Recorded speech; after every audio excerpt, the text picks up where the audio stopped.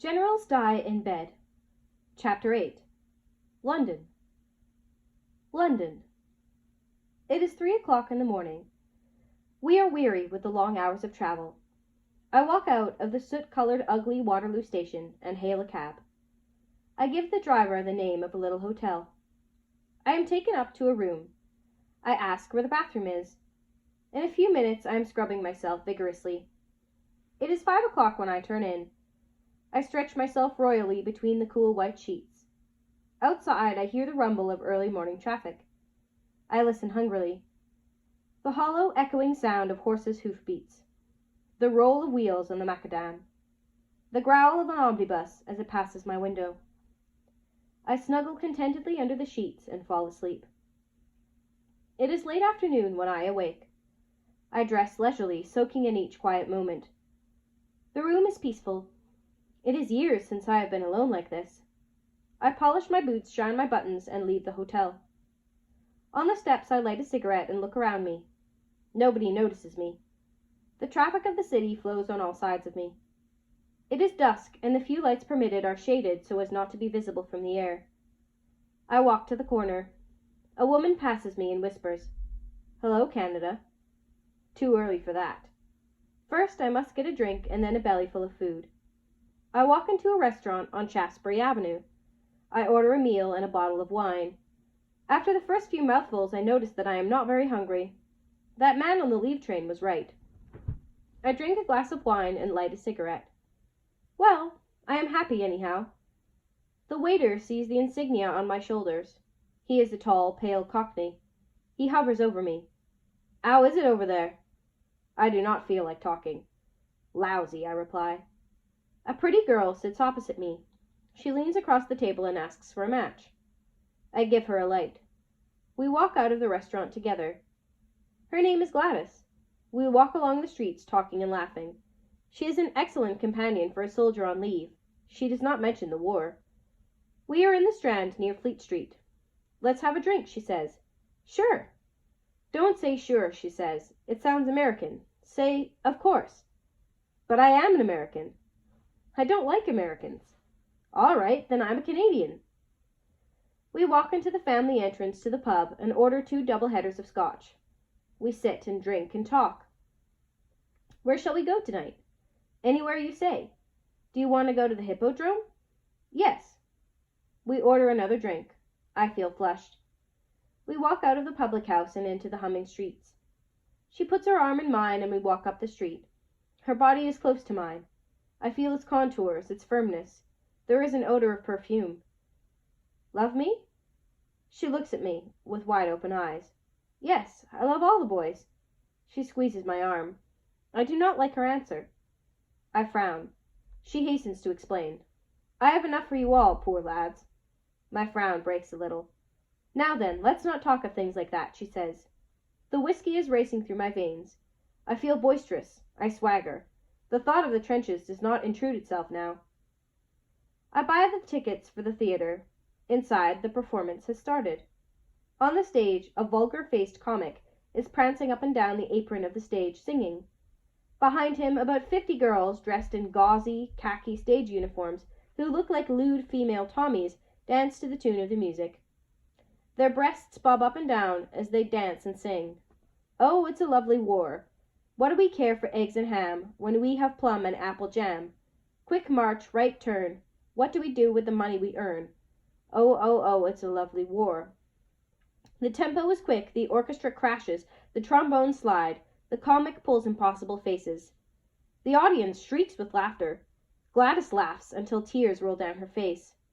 The chorus marches into the wings. A Union Jack comes down at the back of the stage. The audience applauds and cheers.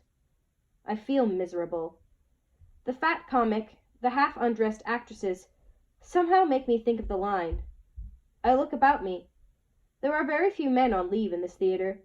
The place is full of smooth-faced civilians. I feel they have no right to laugh at jokes about the war. I hear Gladys's voice. "Don't you like it, boy?" "No, these people have no right to laugh." "But, silly, they are trying to forget." "They have no business to forget. They should be made to remember." The comic on the stage has cracked a joke. The audience goes into spasms of laughter. My voice is drowned out. Gladys pats my arm. A jolly-faced, rotund civilian in evening dress sitting near me says, "I say, he's funny, isn't he?" I stare at him. He turns to his female companion. I hear him whisper, "Shell-shocked." I cannot formulate my hatred of these people. My head is fuzzy, but I feel that people should not be sitting laughing at jokes about plum and apple jam when boys are dying out in France. They sit here in stiff shirts, their faces and jowls are smooth with daily shaving and dainty cosmetics, their bellies are full, and out there we are being eaten by lice. We are sitting trembling in shivering dugouts. Intermission. I feel blue. The effect of the scotch is worn off. "Come on, let's have a drink," Gladys says. We go to the back of the auditorium and order 2 drinks.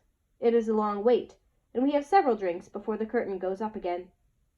Finally, the show ends, and we go out into the street. Swarms of well-dressed men and women stand about in the lobby, smoking and talking, waiting for their motor cars. There are many uniforms, but they are not uniforms of the line. I see the insignia of the non-combatant units.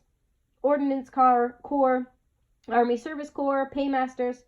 I feel out of place in all this glitter. "Come on," I say to Gladys, "let's get out of here." She is angry with me as we walk down the street. "You're spoiling your leave. Can't you forget the front for the few days you have before you?" We are back in the pub. More drinks. She tells me amusing little bits of her life, and I listen. So, when he left me, I decided I'd stay on in London. I didn't know what to do, so I took rooms in Baker Street, and made a living that way.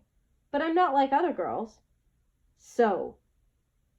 Inside of her room, a fire burns in the grate. It is warm and cheery. She takes off her hat and gloves and prepares to make tea. The room is furnished with the taste of a woman of her profession. Ah, but it is welcome after 2 years in the line. I sit on a dainty settee facing the fire. She comes back with tea and a small bottle of rum. "Shall I lace it for you?" I nod. She pours a little rum into the hot tea. We sit back and drink. She nestles up against me, and with her free hand she takes off her shoes, then she slips off a stocking. As we talk, she slowly undresses.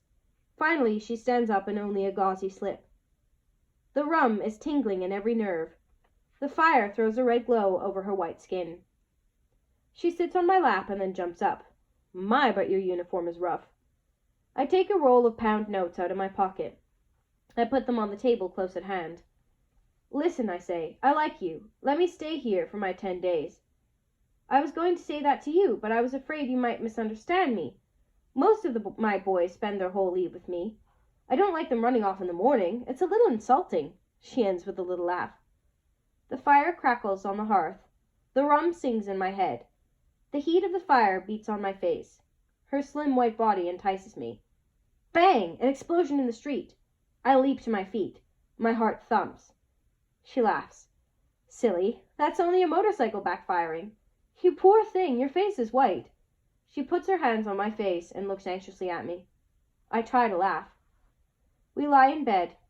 From a neighboring clock the hour strikes. It is 3 o'clock. 1 day gone. Gladys's head lies in the crook of my arm. "Happy?" Her body makes a friendly, conscious movement. It is one of the many ways that lovers speak without words. "Yes," I say in a whisper. A tear comes to life and rolls down my face. She puts her hands to my eyes and wipes them. "Then what are you crying about?" I do not answer. "You won't be cross if I tell you something?" I shake my head. "Promise?" "I promise." I always feel sad when the boys cry in my bed. It makes me feel like it is my fault in some way. Silence. Then, "You're not angry because I have mentioned the other ones?" I shake my head. Cool hands on my face. Her silken hair brushes against my cheek. Now. Go to sleep, boy." The clock booms the quarter hour. I close my eyes. I wake with the odor of grilled bacon in my nostrils. The curtains in the room are drawn. I do not know what time it is, but I am rested. Rested and famished. In another room I hear the sizzling sound of cooking. Gladys comes into the room. She is dressed in a calico house dress. She smiles at me and says, "Tea?" She brings a cup of tea to me, and we talk of the plans for the day. I dress and come into the other room, which is a combination dining and sitting room and parlor. There is a glorious breakfast on the table: grilled bacon, crisp and brown, 2 fried eggs, a pot of marmalade, a mound of toast, golden yellow and brown, and tea. I fall to. Gladys looks on approvingly. How well this woman understands what a lonely soldier on leave requires. "Eat, boy," she says. She does not call me by name, but uses boy instead. I like it. In a dozen different ways she makes me happy. A pat on the arm, a run of her hand through my hair. She is that delightful combination of wife, mother, and courtesan, and I, a common soldier on leave, have her. I slip into my tunic, which by some mystery is now cleaned and pressed, and we go out into the street and walk towards the park. The days slip by. It is a week since I have been here with Gladys. We are at the table. She is a capable cook, and delights in showing me that her domestic virtues are as great as her amorous ones. I do not gainsay either. We are drinking tea and discussing the plans for the evening. I do not like a moment to slip by without doing something. I am restlessly happy. I should like to go to Whitechapel this evening, I say. She looks at me with surprise. Why? I've heard so much about it, I want to see it. It's not nice there. I know. But I want to see more of London than just its music halls, Hyde Park, and its very wonderful pubs. But very low people live there, criminals and such things. You will be robbed. Well, I don't mind. I am a criminal. Did I ever tell you that I committed murder? She looks up with a jerk. Her eyes look at me with suspicion. It was some time ago. I came into a place where an enemy of mine was, and I stabbed him and ran off, I explain. Her eyes are wide open. She is horrified. She does not speak. I laugh and relate that the murder took place in a trench and that my enemy wore a pot-shaped helmet. Her face glows with a smile. You silly boy. I thought you had really murdered someone.